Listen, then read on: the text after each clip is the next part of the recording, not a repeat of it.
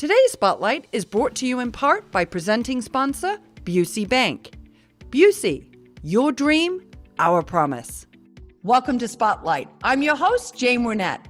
And today we're going to be talking with three local nonprofits, the Exchange Club of Naperville, KidsMatter, and the University of Illinois Extension Program.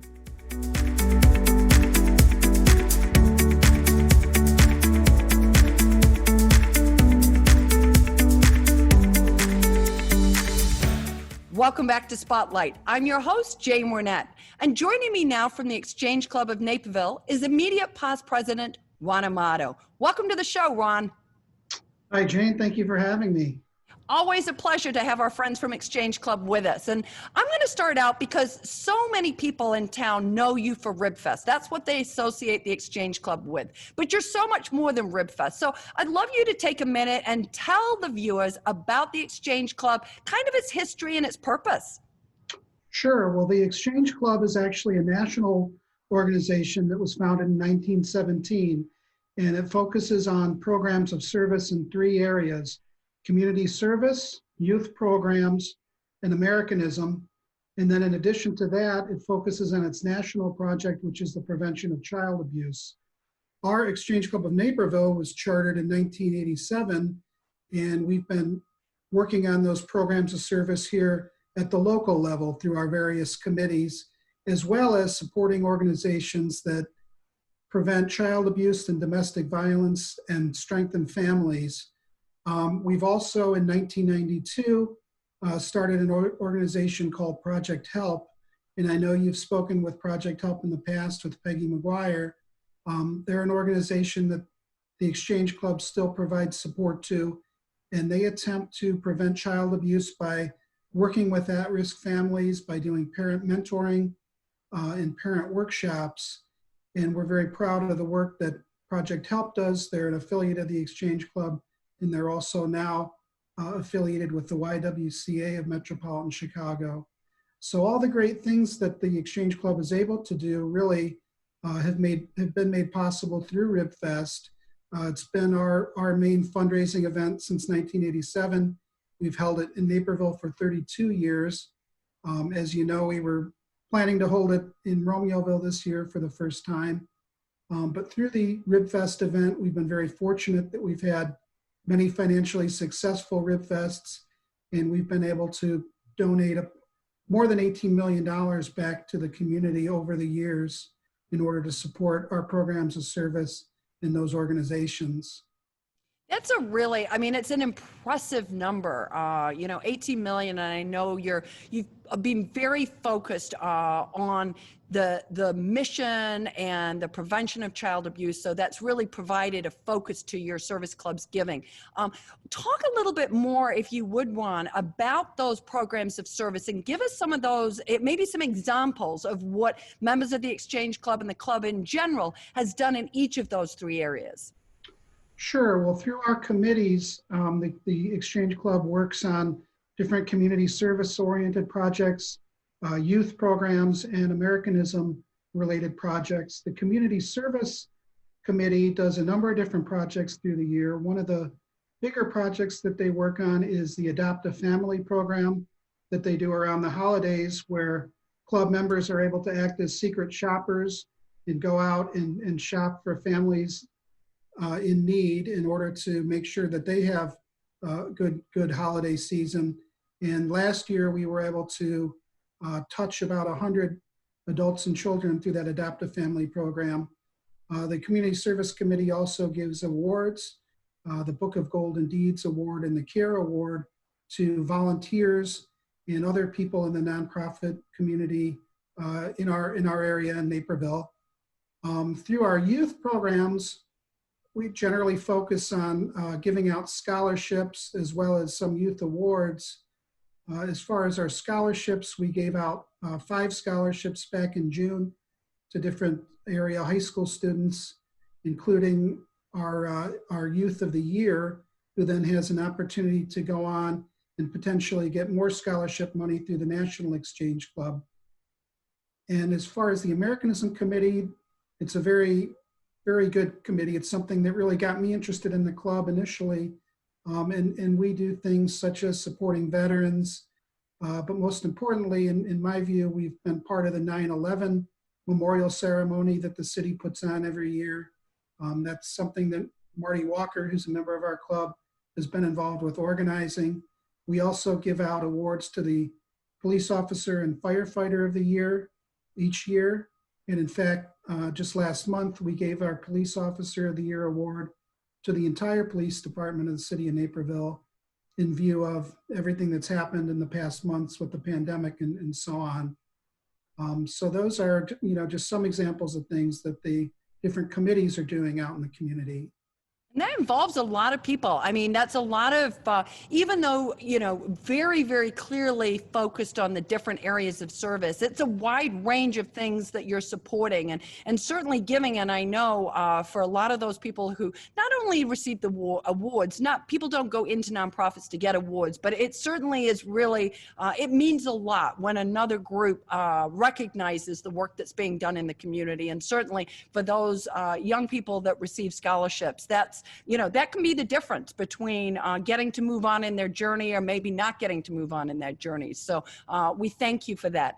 And I know we sort of touched to begin with on RibFest because again, we know that, and you talked about $18 million raised. I'm sure it was a very difficult decision this year to make the decision to cancel. So talk us through a little bit about how that process went for you. Sure. Yeah, it was a tough decision, and we kind of held off on making the decision as long as we could. I think initially back in March, we were hoping that maybe somehow miraculously things would get better. But there did come a point when, just for health reasons, it was pretty obvious that we were not going to be able to hold a large outdoor gathering like that. And then also it became difficult for us to promote the event and try to sell tickets with people's mindset just being sheltered in place. And in fact, we did have a fourth headlining act that we didn't announce for Country Night, which I think would have been a very popular headlining act, but we were never able to announce that entertainer and sell tickets just because of the environment with the pandemic. So ultimately, we were forced to make the decision to postpone the event until 2021.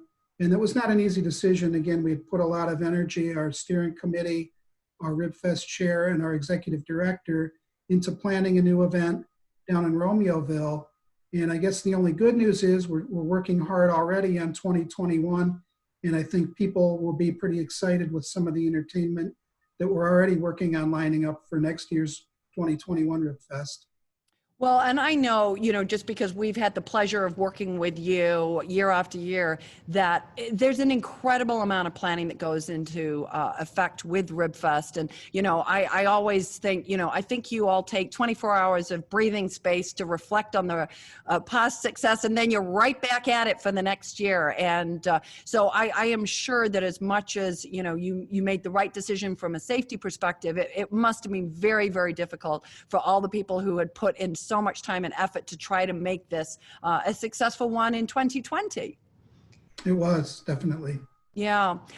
Give us a little bit of an idea, because again, I'm going back to that 18 million because it's a big number, but in a typical year, how does RibFest and how does the Exchange Club go about distributing those funds? What's kind of the process that you use to decide how that is all distributed? Well, that's a great question. So in a typical year, when we've had an event and it's been profitable, the club has an allocations committee that typically starts to meet in the fall and review applications from the various nonprofit agencies that are requesting funding. And generally, there's about 50 agencies that we review and give some funding to at some level. And we review the applications. There's certain criteria that we look for, and ultimately decide, who's going to get what. And then traditionally what we've done, we didn't do it this past spring, but we've typically held the allocations luncheon in the spring at Maison Sabika. I know NCTV's been there and cover that event, but that's just a great event because we invite all the different nonprofit agencies to that allocations luncheon, and a representative from each of the agencies is able to come up to the microphone and talk a little bit just briefly about his or her agency. And that's always a very emotional and very rewarding day for the club and for the nonprofit agencies. I think that's true. I certainly sat at a few tables over the years, and I'm a pretty easy crier, and I'm usually trying to, look a little bit like I'm not crying while they go, because there are some incredible stories about how you're impacting agencies across the community. So obviously you weren't able to hold the 2020 event. The needs for those nonprofits are still out there, Ron. So how can people get engaged with the Exchange Club to continue to donate and support? Well, I'm glad you asked. We are accepting donations, and we've set up a donate button on our website for RibFest, which is ribfest.net. And we're hoping to get donations from different individuals. When we gave ticket refunds to people who purchased concert tickets for our Speedwagon and Styx, we've tried to encourage people to make a donation if they can to try to help support the club's mission. So anyone can go on the website and make a donation to the club. We've also been very lucky in that we have corporate sponsors who, even though we weren't able to hold the event this year, they've made donations as well to the club in order to try to help support the club and its mission. And we've been very fortunate in that respect. We've gotten some relatively sizable donations from some of our corporate sponsors. And then lastly, we are looking at potentially doing some other fundraising events if we can, during 2020. Yeah, well, I think we have really seen, one of the things we've seen during this pandemic is people, individuals and businesses where they can have really stepped up. And I think it's a trying time for many, and not everybody is able to, but those that can have really gone above and beyond. So that's good to hear, and we encourage people to continue to do that.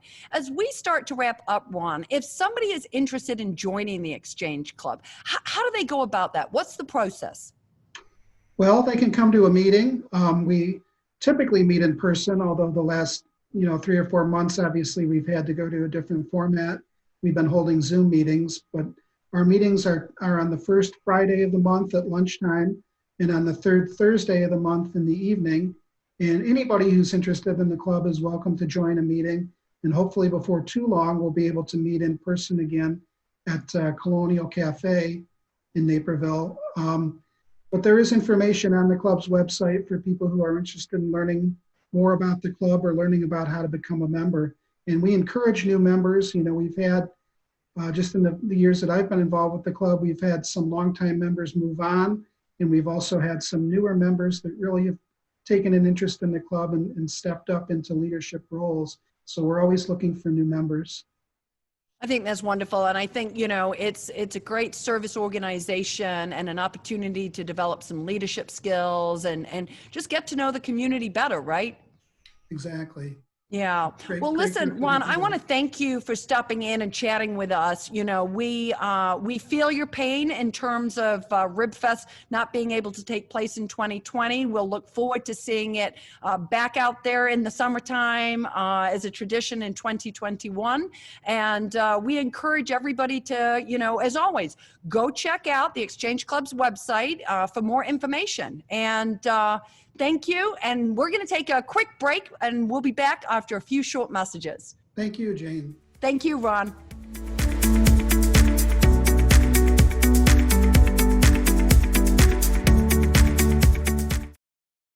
For more than 150 years, you've believed in Busey. Today, more than ever, we believe in you. To our healthcare workers, first responders, and local businesses, you're central to the communities we're proud to call home. Busey's grateful to partner with you and your families through life's ups and downs, today and for generations to come. Because as neighbors helping neighbors, we're in this together. Busey, grateful to serve the communities we call home. Talk shows are like the family and friends you turn to in good times and bad. That familiar face of your favorite host welcoming you to a new episode somehow just makes the day brighter. Welcome to the Moms Network. NCTV 17 produces a wide variety of TV talk shows, all encouraging you to join the conversation and feel connected to your community. If you value that connection, please make a donation.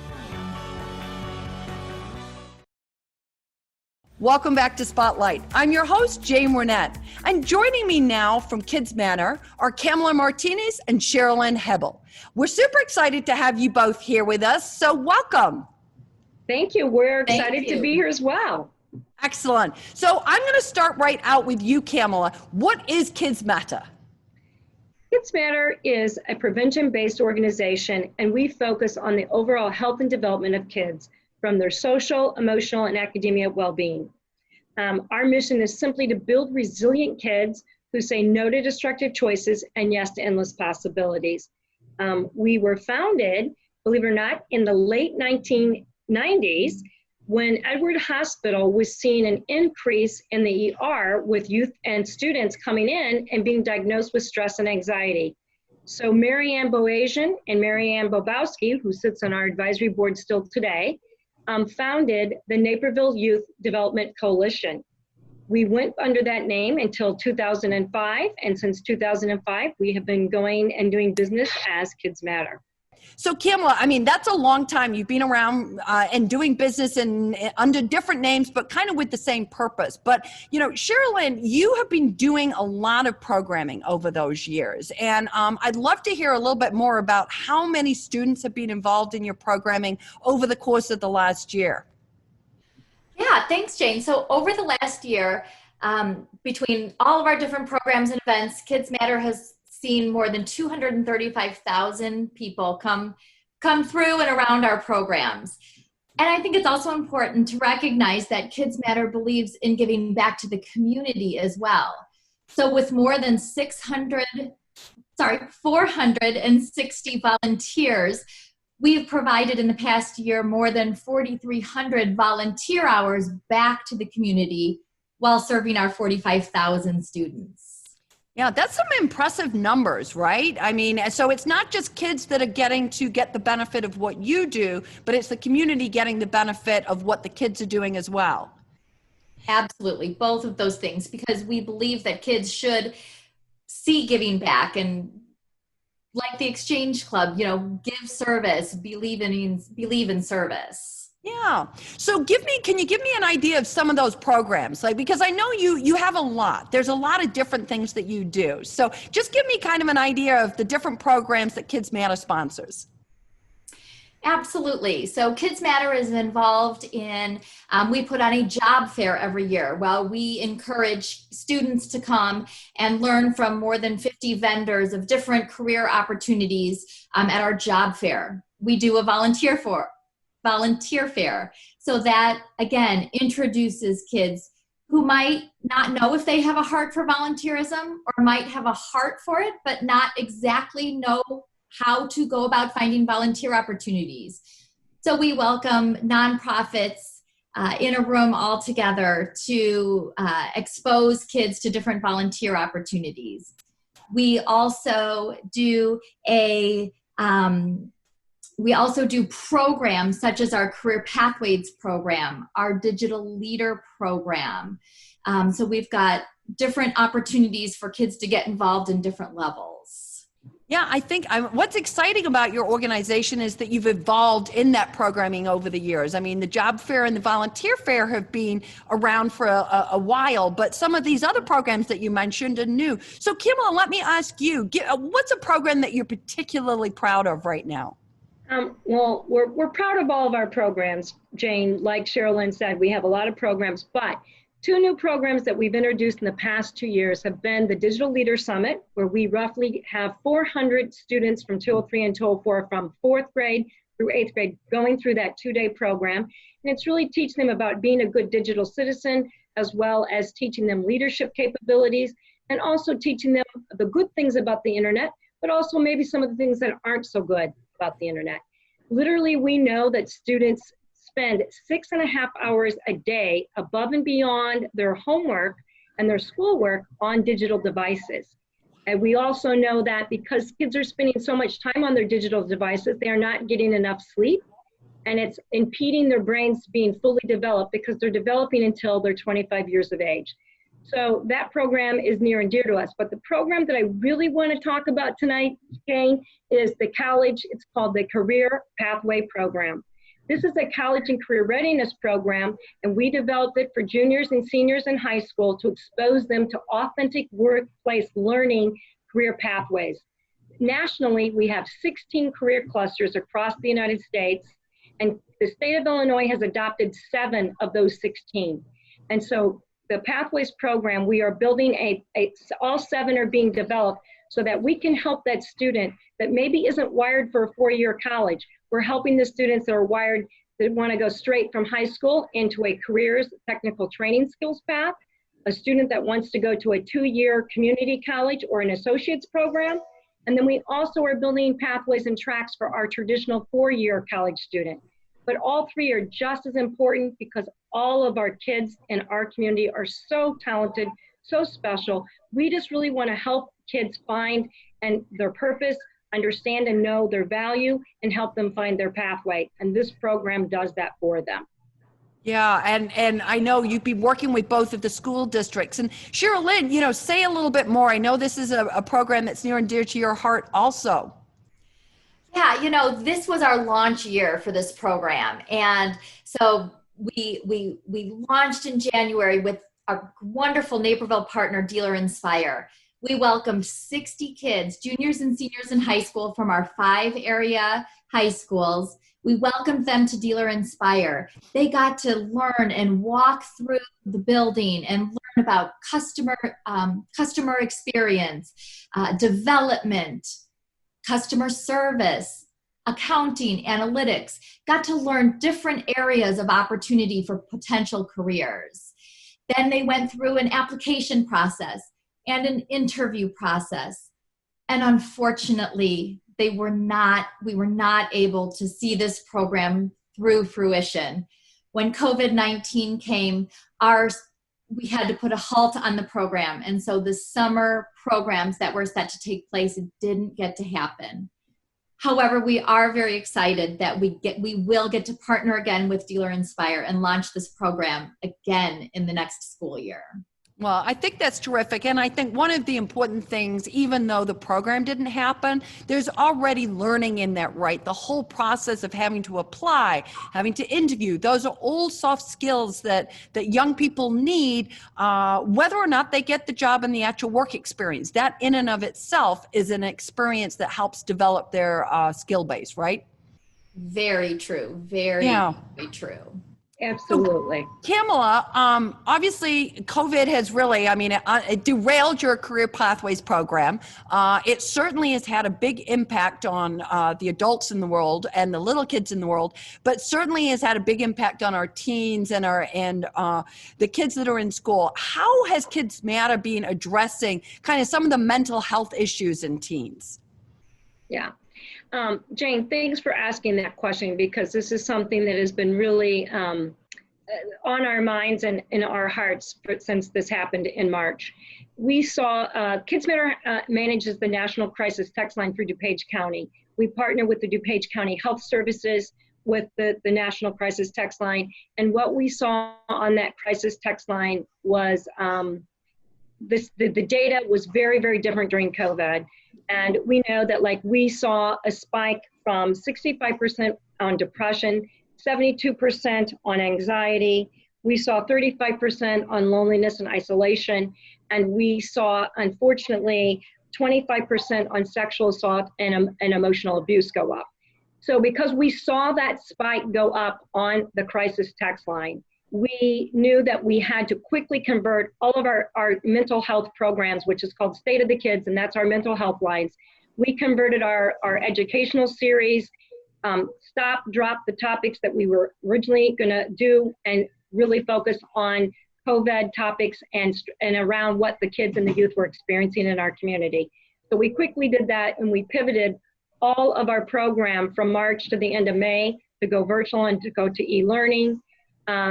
And we also trained, we just had the pleasure of training. We have a curriculum from the Harvard Medical School. They developed it, the researchers from Harvard Medical School and the Vincent Henry Institute for Mind and Body. We purchased this curriculum 2 years ago, my first year at KidsMatter, and we had the fortune to train the teachers from School District 203 in the athletic department, and that curriculum will be implemented into the health classes this coming fall.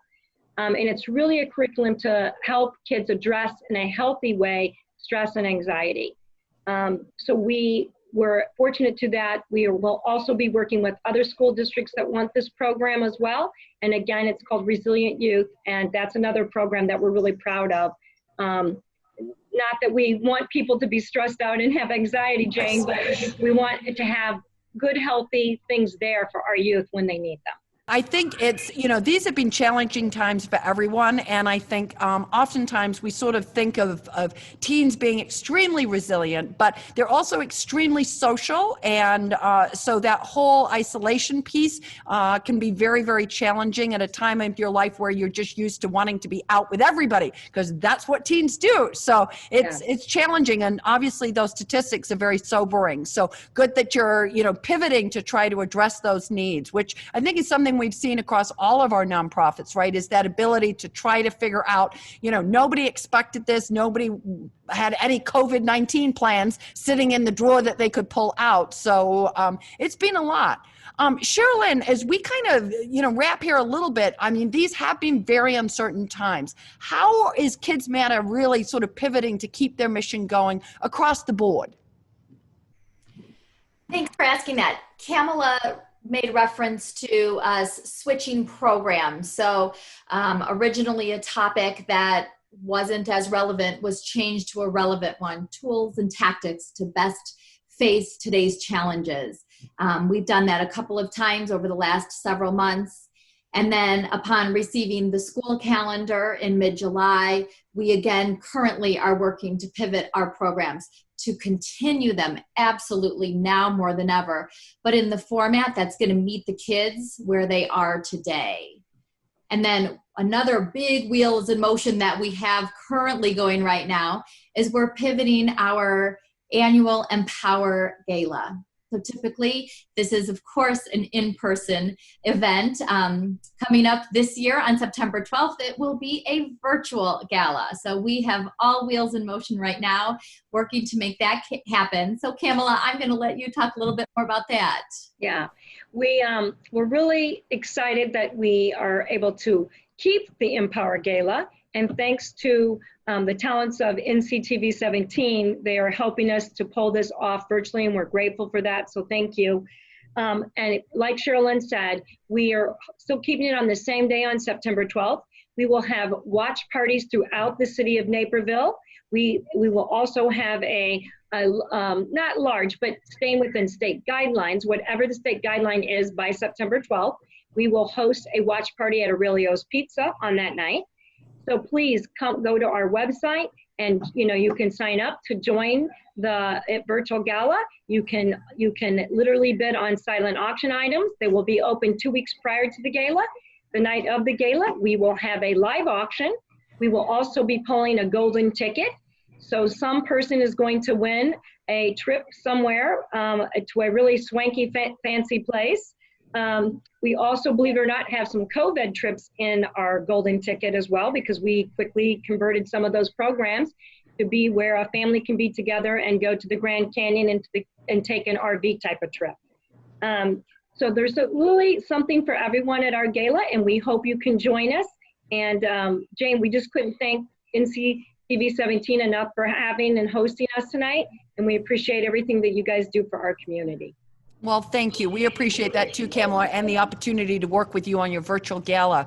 I think one of the things, the more not-for-profits that I have the pleasure of speaking with on this show, the thing that always strikes me is how creative and also how resilient. You talk in your mission about building resilient kids, and I think what is very inspiring across all of the not-for-profits is what incredible resiliency we have in the people that are both leading and working and volunteering with those organizations, because it has certainly been a very challenging time for everyone. So I want to thank both you, Kamala and Sherilyn, for stopping by, giving us an update on what's going on with KidsMatter.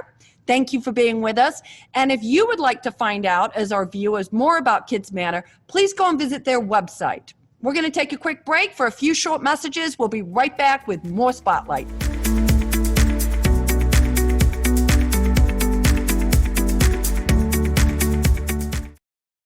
For more than 150 years, you've believed in Busey. Today, more than ever, we believe in you. To our healthcare workers, first responders, and local businesses, you're central to the communities we're proud to call home. Busey's grateful to partner with you and your families through life's ups and downs, today and for generations to come. Because as neighbors helping neighbors, we're in this together. Busey, grateful to serve the communities we call home.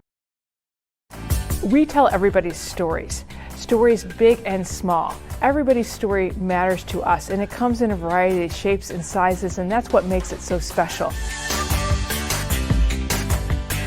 We don't always need a big story. Sometimes we want a story that makes us laugh. Sometimes we want a story that we relate to. Sometimes we want to cry with that story. But more importantly, we want to hear the stories about our people in the community.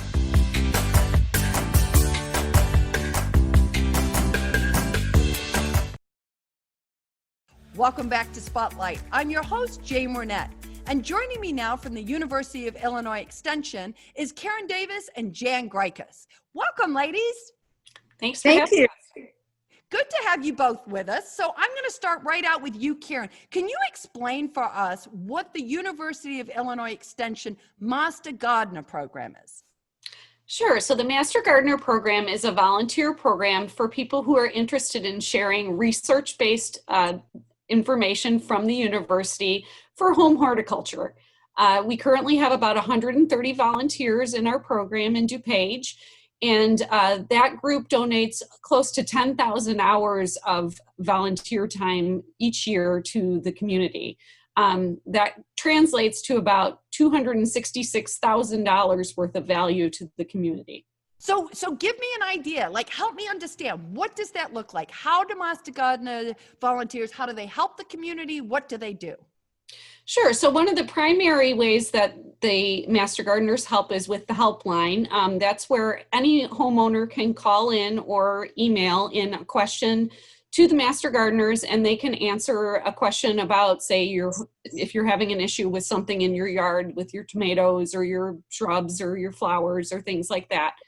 So we have programs that go out into the community, and those take the form of many different varieties of things, such as food pantry gardens, where the produce that's produced in a given garden is donated to the food pantries. We have horticulture therapy that goes into places like the DuPage Care Center. We do work with special needs groups through the Western DuPage Special Recreation Association. We do go into schools, and those can be also school gardens, but also working on more science-based activities. We do have a program for taking worms in the classroom, where we explain of worms and the composting projects. You know, I had absolutely no idea that you did all of those things. I mean, so first, on a personal level, I am a gardener, so I've got lots of questions that I might have to be calling into the helpline afterwards, like why my hydrangeas are not blooming. But I'm also, it's so exciting to hear about all the different ways you're connecting with gardening, from those food banks to the schools. I mean, that's a wide variety. I mean, you're bringing a lot of different expertise, and as you talked about at the beginning, those volunteer hours into lots of places. So I'm going to talk to you, Jan, because you've been a long-time volunteer. What has been your proudest moment as a Master Gardener? Well, this is my 10th year as a Master Gardener, and I think probably the proudest is having that giving garden for 10 years. We're at the Ron Ori Community Gardens. We've had 4 garden plots for 10 years, and in those, up to now, we've had 27,800 pounds of produce that we have given to food pantries, primarily loaves and fishes. So that's probably the proudest moment, because it's not easy gardening out there in those plots. It's pretty hard, and we have to start from scratch every year. And so that is quite an accomplishment, I think. Yeah. Now, so is this a team? So talk me through a little bit when you are out in the community as a gardener. Is it like, Jan and Buddy that are doing it on Mondays and somebody else that's doing it on Tuesdays? Like, how does that work? Well, we are there 3 days a week for 6 months out of the year, and Paul Stoffels is my co-leader on this project. So we start from scratch. When opening day comes around, we have to set up the fence. We line the paths with newspaper and mulch on top of it, and then we start planting. He grows probably a bazillion plants at home from seed. I do winter sowing, so I also have a lot of plants to contribute. And so then we plant seeds where we need to. So, and then we have to pull weeds. And absolutely every bug is out there waiting for us to plant their favorite. So it's quite a challenge out there, but it's working. I love it. Now, you mentioned that you're with the Ron Ori Gardens, obviously over by Naperville Central High School. So, Yes. Karen, is this program throughout the state of Illinois, or how does that work? Sure. So, we have a tri-county unit that's DuPage, Kane, and Kendall. So we work together as a unit, but there are about 27 units throughout the entire state, and then that's divided into 3 regions. So it is a statewide program. It's actually a national program. So each state has their own extension program, and each state has their own Master Gardener program. So, this is definitely something that people can get involved in wherever they live. And we do have people that sometimes move to another location and then pick up where they left off, maybe in Arizona, and join the Arizona Master Gardener groups. So it is throughout the entire nation. That's so, I just had no idea. So this is just opening up a whole new world to me. So talk me through a little bit, how would I become a Master Gardener? What's the criteria? Sure. So anyone can be involved. You don't have to have any background in horticulture, although it tends to attract people who enjoy gardening. What you do is we have an interest meeting, and everyone goes to that, kind of gives you an overview of what the projects look like, what the program entails. So essentially you do 60 hours of training in the classroom, and that's with educators that are throughout the state. We have an educator for our tri-county unit, which is Richard Henschel, but we do have educators that come in from Cook County or even downstate if they have a specialty. You do that 60 hours of training in the classroom. You do have to do some testing, and then you donate 60 hours of volunteer time back to the program. Now, once you've become a veteran gardener, you can donate 30 hours rather than 60, but many of our Master Gardeners, Jane included, would be one of those that does well beyond that. We do ask that you also do 10 hours of continuing education, and most people do well beyond that as well. Certainly people do go above and beyond. It's a passion project, right? Right, Absolutely. definitely. Yeah, I was going to say, Jan, as you were talking about it, I could just sense your energy level and the excitement. I mean, obviously, you've got the weather, you've got the bugs, you've got all of that stuff, but clearly you love it. I absolutely love it. It's a great place to be. We work from 8 to 10, and there's a team of about 35 Master Gardeners who live close enough for coming to that project to make sense. So we work from 8 to 10, Monday, Wednesday, and Saturday. And if anyone has a question, they can come visit us, and we're happy to answer their questions. So 8 to 10, Monday, Wednesday, and Saturday. And yes, the team is great. We're on the lots. If we're facing the lots, where is your lot? We are at the north end. There are rain barrels, and we're next to the Ron Ori Idea Garden as well. So we're all together clustered at the north end.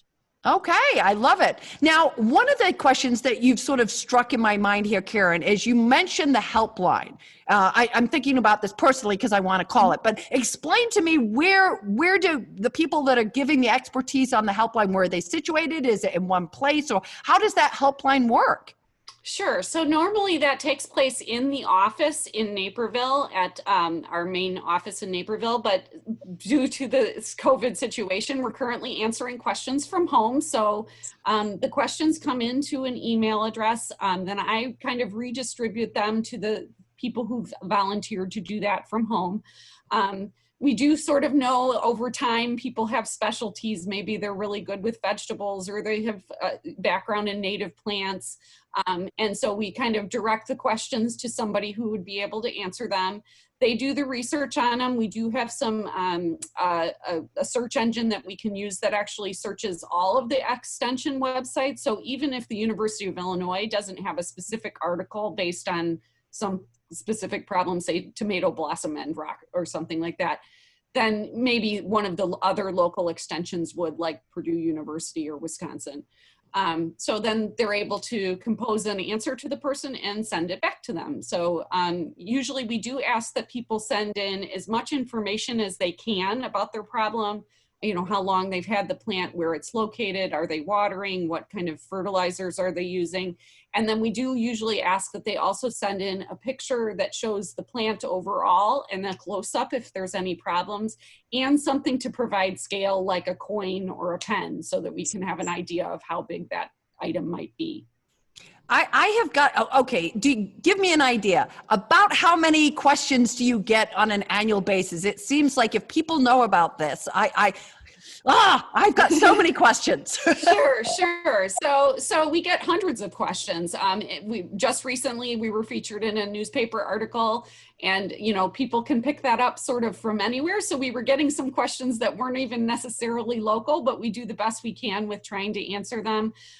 We do sometimes also get questions that go down to the state and then get kicked back to us because they know it's someone in our area. We try to basically answer questions from our county as a priority, and then, redirect questions if it needs to go somewhere else.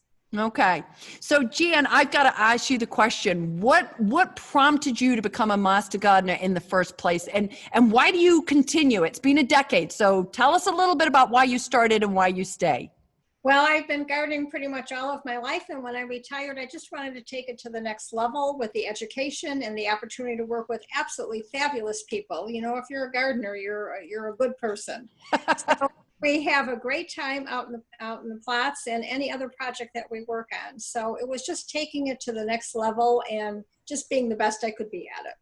Yeah. And have you, I would imagine that, I know for myself personally that during this whole pandemic situation, getting out in the garden was highly therapeutic. Were you finding that? Oh, completely. I have 1/3 of an acre at home, and it was just absolutely a dream to be able to walk out my door and be in nature. And that is where everybody really should be. It's very calming and soothing, and it's just terrific. Yeah. And I would think that in these times, you would be really those community gardens that you talked about that are giving back to the community. Certainly a lot of those other non-for-profits have been very hard hit. The food pantries, as we're seeing the increase in unemployment and all of that being very stressed. I would imagine that those community gardens where you're doing those kinds of projects have got to be super fulfilling. Oh, completely fulfilling. Yes. It's nice to be able to take very fresh picked vegetables over to the food pantry. I know they get donations from other stores, but we are talking fresh from the farm, and it's really fulfilling to be able to do that. Yeah. Well, I want to thank both of you for stopping in, talking to us about this program. I'm sure you're going to get a lot more calls because I'm sure there are a lot of people out there like me who are now going, I have a source for my questions. This is fantastic. And so, Karen, do you want to just give us kind of what the helpline is? Sure. So you can send it to our web address. And like I said, just provide any information that you can about your problem when it arose. And then those pictures are really critical, especially since we're doing things from home. It's much easier to see something. And a lot of times it's a dead giveaway of what's causing the problem. Okay. Takes an expert to know it immediately. And for those of us who are not quite so expert, it's dumbfounding. So anyway, so thank you so much. We appreciate it. And to our viewers, if you would like to learn more about the University of Illinois Extension and the Master Gardeners program, please go and visit their website. We're going to take a quick break for a few short messages. We'll be right back with more Spotlight.